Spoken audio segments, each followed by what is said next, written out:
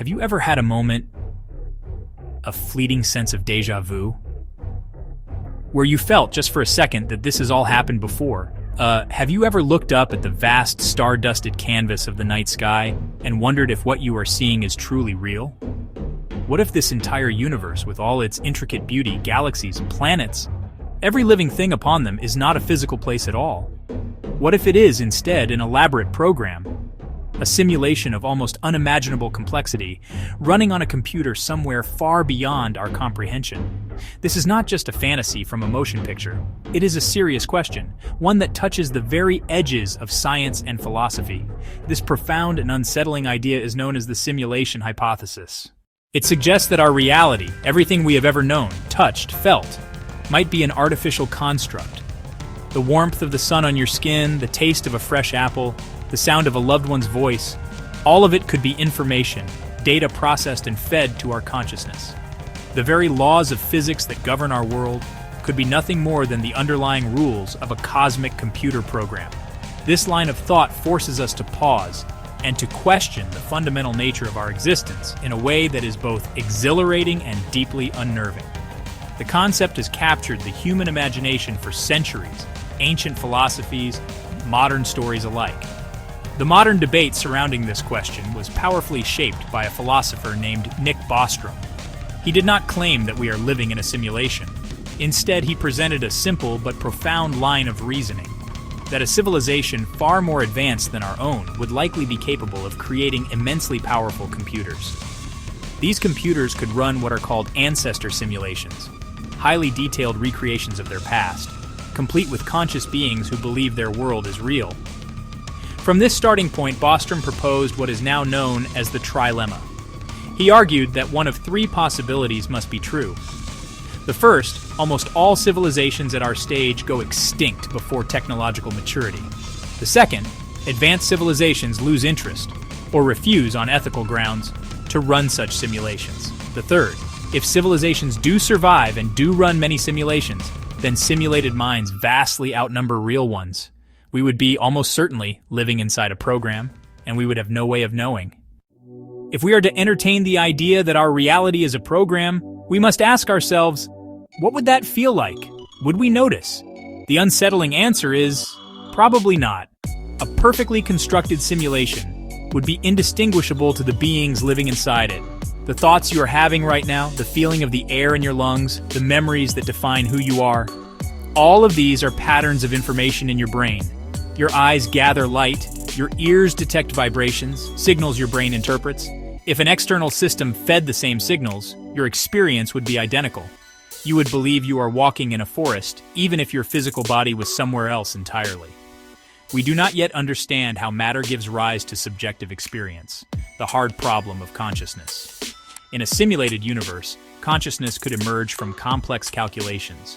Thoughts, emotions, our sense of self, features of the code, as fundamental as gravity. The implication is profound. Even if our universe is fake, our experiences are not. The pain you feel is real pain. The love you feel is real love. The meaning you find is real meaning. From our perspective, the simulation is our reality. Its rules are our physics. Its boundaries are our cosmos. The question of origin adds mystery and wonder to every moment. The implication is profound. When we look for evidence, some of the strangest clues come from quantum physics. Particles like electrons can exist in multiple places at once, in a ghostly state of possibility until we try to measure them. Only upon observation do they choose a definite state. This has puzzled scientists for a century. Some draw a parallel with video games. To save processing power, games render only what the player sees. Objects behind you may exist as simple data until you look, then details appear. Could the universe be doing something similar?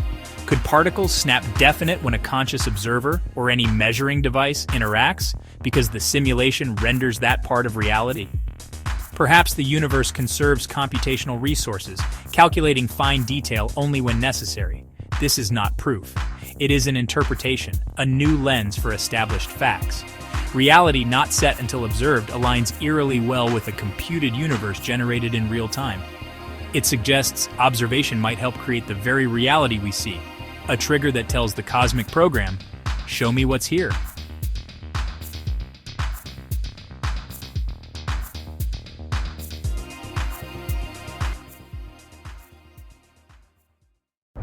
The limits of a digital cosmos.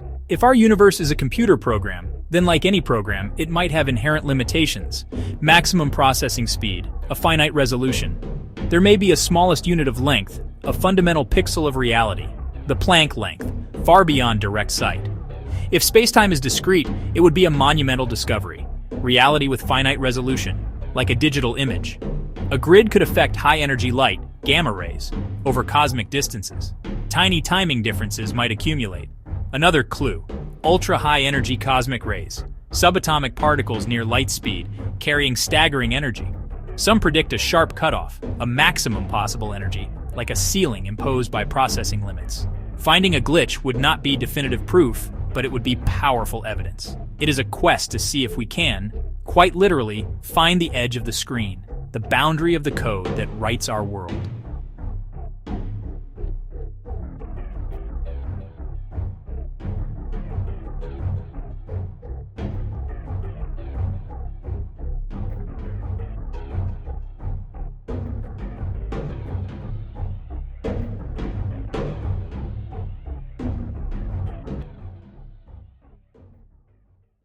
For every argument in favor, there are powerful counter-arguments. The most significant objection is one of sheer scale and complexity. Think about simulating an entire universe down to the quantum level. Every particle, every interaction, every fluctuation across billions of light years. The processing and storage might be staggering, perhaps physically impossible. Our most powerful machines simulate only a minuscule fraction for moments. Occam's razor suggests preferring simpler explanations. The simulation hypothesis assumes a base reality, an advanced civilization, and motive, adding layers some deem unnecessary. Why devote colossal resources to countless ancestor simulations? Research? Entertainment? Curiosity? We have no evidence for any motive. For these reasons, many remain deeply skeptical, an intriguing thought experiment, not a plausible description. They argue the simplest answer is often right: the universe just is. Despite the skepticism, the search for evidence continues, driven by the tantalizing possibility we might find an answer. If we are in a simulation, the program might not be perfect. It might contain bugs, shortcuts, artifacts. Glitches could manifest as subtle anomalies in physical laws or astronomical observations. Look for variations in fundamental constants. Examples: the speed of light, the strength of gravity. They might drift over time or across the universe, perhaps rounding errors in the simulation. A grid-based universe might leave faint imprints in the cosmic microwave background or galaxy clustering. A preferred direction, an underlying pattern, could signal a computational grid.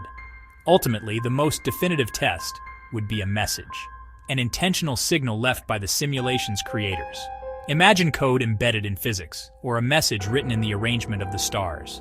So far, no such glitches, patterns, or messages have been found. The universe appears seamless and natural.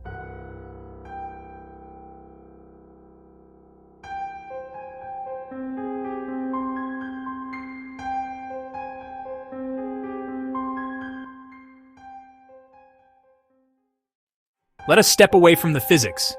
What if we found out, tomorrow, that we are indeed living in a simulation? How would that change anything?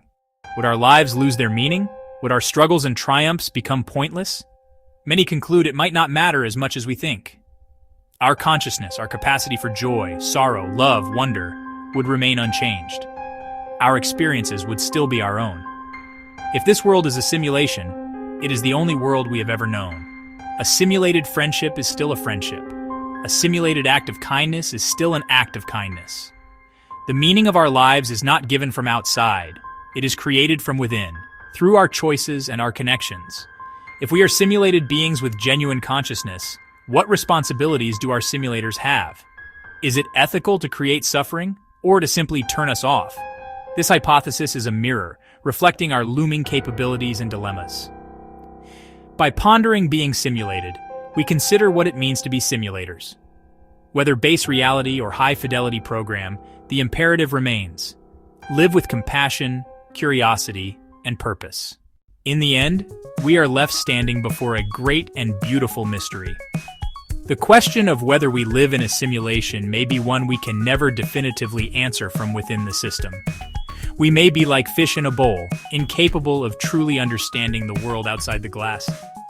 But this uncertainty is not a cause for despair. It is an invitation to wonder.